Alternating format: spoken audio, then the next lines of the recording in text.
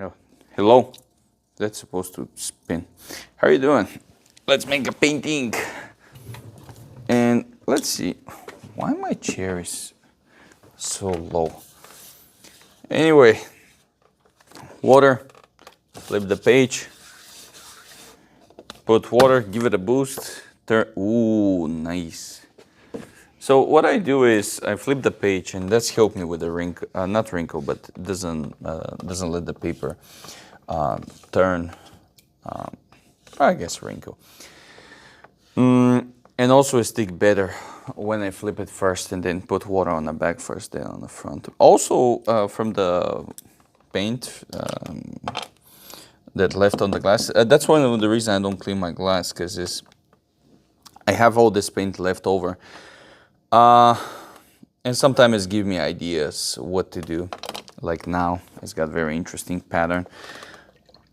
I wish I could say it's giving me ideas all the time, but it's not. The reality is totally different.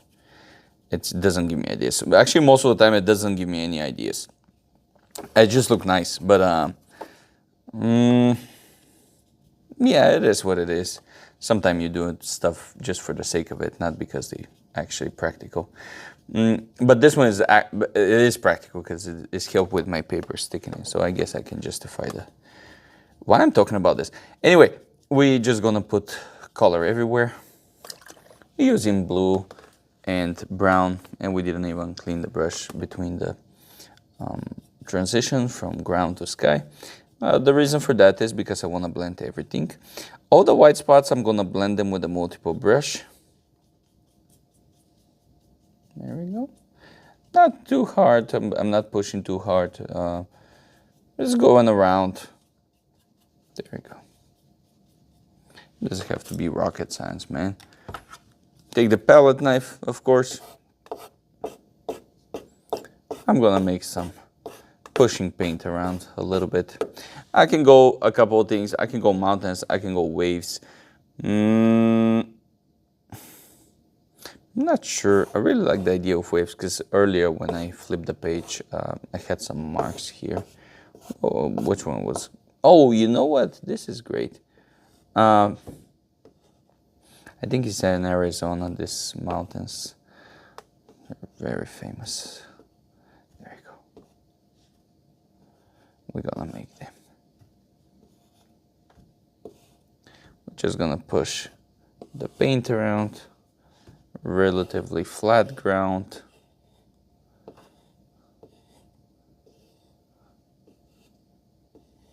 Here it is. And the rest of it. Take the multiple brush again. Make sure it's almost dry. Try to make a nice transition here. There we go. Now, for the ground, I would love to remove all this paint. And I would love to put like a very warm color, which I'm going to do right now. That's going to give me a chance, everything. Let me see, is that good? Yeah, that's good. That will give me a chance, everything in the sky to kind of settle down and not dry, but like be less moist. I'm gonna keep going here with the almost dry brush. There we go. And for the mountains itself, I'm gonna mix yellow and orange. And they're gonna be almost transparent. There we go. So we can have a nice warm feeling on this mountains. Doesn't have to be even that everywhere, just somewhere. Later we're gonna put some texture with black and brown, but for now that's it. I'm gonna take the big brush. I'm gonna take the big boy and start moving around some paint. I will take water. Usually I go with the dry brush, especially with this one, but this time we're gonna go with wet. Remove some of the paint And now go and remove paint with the flat brush. The reason I wanted the big brush to be wet is because I want to pre-wet everything. The other thing is I don't want the clouds to be too obvious. There we go. I want it to kind of be barely visible. And the reason for that is I'm going to put a white gouache on the top of each cloud, which one is going to make them stand up in front of everything. It's going to have a very nice contrast, but also the back of the clouds is going to be very, very blend with the rest of the painting. So you will see what I'm talking about. Let's go and find the white gouache. And I have this, I don't use that white gouache anymore. I mean, I don't use it that often as I used to. I used to have way more use for that. But anyway, this is the white gouache.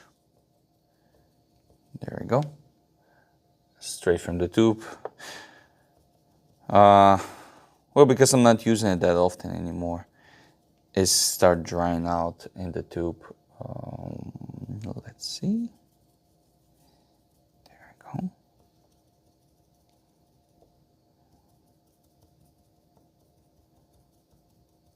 Good, and a little bit here. Clean the brush. Man, it's a nightmare to clean brush from a white gouache.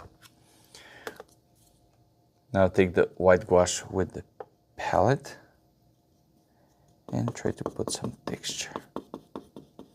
There we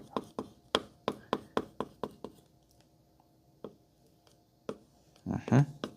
And a little bit here. So pretty much I'm experimenting, scribbling around, moving stuff around. So until we have the results we want. Now take the multiple brush and blend it so it doesn't look strange and boring.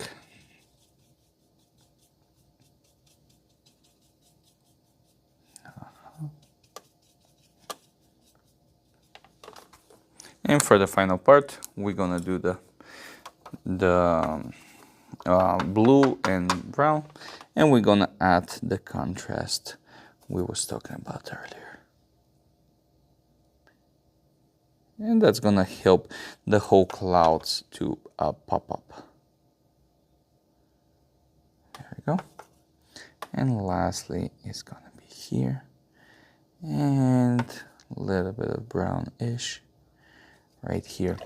Clean the brush, take water, and help the whole thing develop by simply tapping.